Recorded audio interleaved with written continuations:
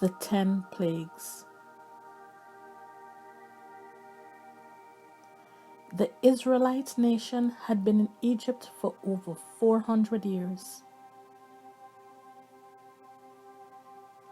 The Lord heard their desperate cries. He saw their mountain of tears. He made a decision. Our Lord had taken a stand. It was time for His people to dwell in their very own land.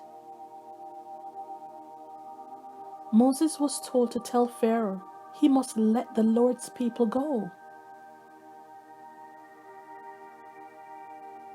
But Pharaoh was stubborn, to which he said no. The first plague was blood, which flowed from the river Nile. All the fish died, since the river had now been defiled. There was nowhere to find water, anywhere to drink. The river was tainted, the water was also stink. In true form, the Egyptians, they too had cast a spell. Water also turned to blood and had the same terrible smell. So Pharaoh's heart was hardened. The same question was asked to let the people go. Again, Pharaoh was heartless. He had to say no. The second plague were frogs, which appeared across the land. They appeared everywhere, with numbers endless like sand. Pharaoh this time pleaded, "Take them away." He wanted them gone. He didn't want them to stay. He told Moses and Aaron what they wanted to hear. He didn't have good intentions, neither did he care.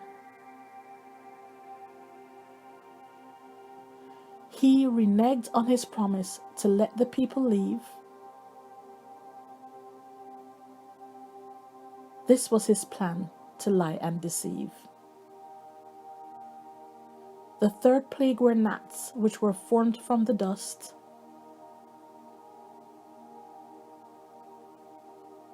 This punishment was adequate. I think it was just. The magicians tried to replicate what Aaron had done. Maybe by that time the itching had begun. The gnats covered everyone, including people and animals alike. Please just remember, this was only the Lord's third strike. The magicians were convinced, saying, "This is the finger of the Lord." But Pharaoh was unimpressed. It didn't strike a chord. In fact, his heart remained hardened. Moses went to Pharaoh, heralding, "Let God's people go." You know the usual answer, his insistence on saying no. As a result, the fourth plague of flies was released onto the scene. But in the region of Goshen, the land remained clean. This parallel was to show who had God's favor. Can you see the contrast? This view I must savor. Again, the king just wanted to have some type of relief. Do you see the angst, the frustration, the never-ending grief?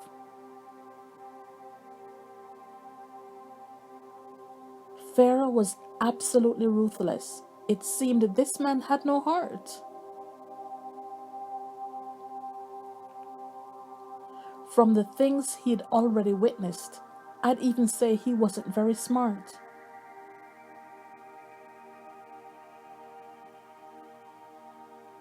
The fifth plague killed the livestock belonging to Egypt all over the land.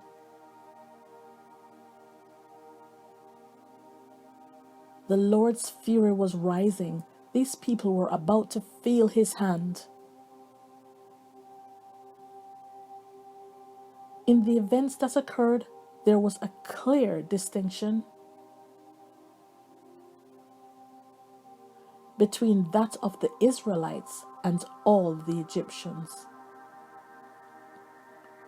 Yet the king was not moved. The sixth plague were boils that appeared on people and animals belonging to the Egyptians.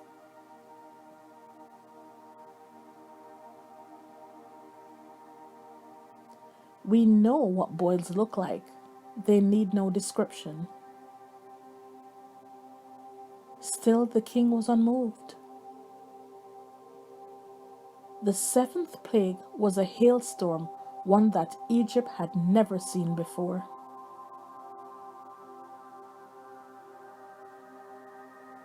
Can you imagine the hail and thunder and how it must have poured?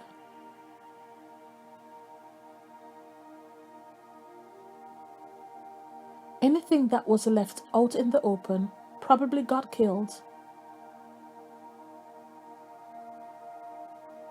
While the people living in Goshen looked on, seeing God's promise fulfilled.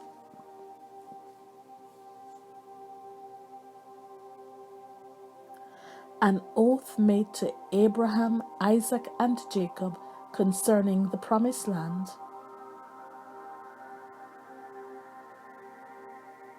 A land filled with milk and honey, the appearance of which was grand. But Pharaoh refused to let the people go. The eighth plague was that of locusts that invaded the crops and fields.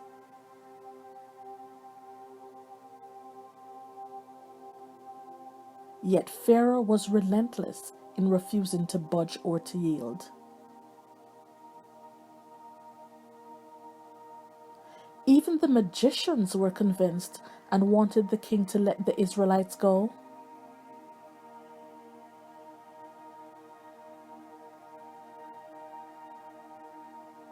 Again, you know the answer. It was always no. Next came the ninth plague of darkness, so ominous and so thick that it could be felt.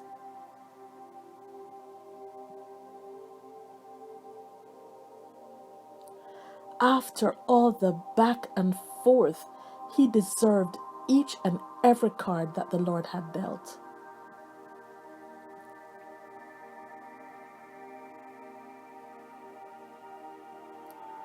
For 3 days, no one could see each other, neither did they move.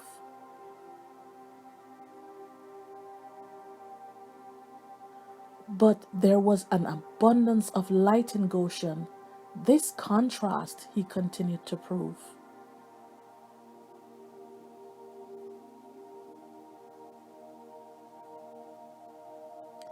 Yet again, Pharaoh called to see Moses with the intention to deceive.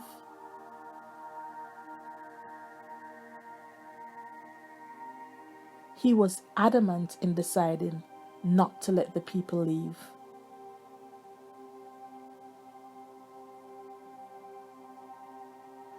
Finally, the 10th plague was the death of Egypt's firstborn. How this must have been agonizing to see the families mourn.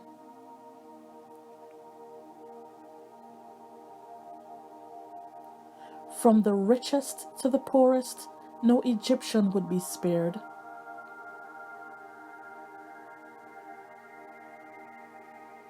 In God revealing his might and power, I wonder if they were all scared.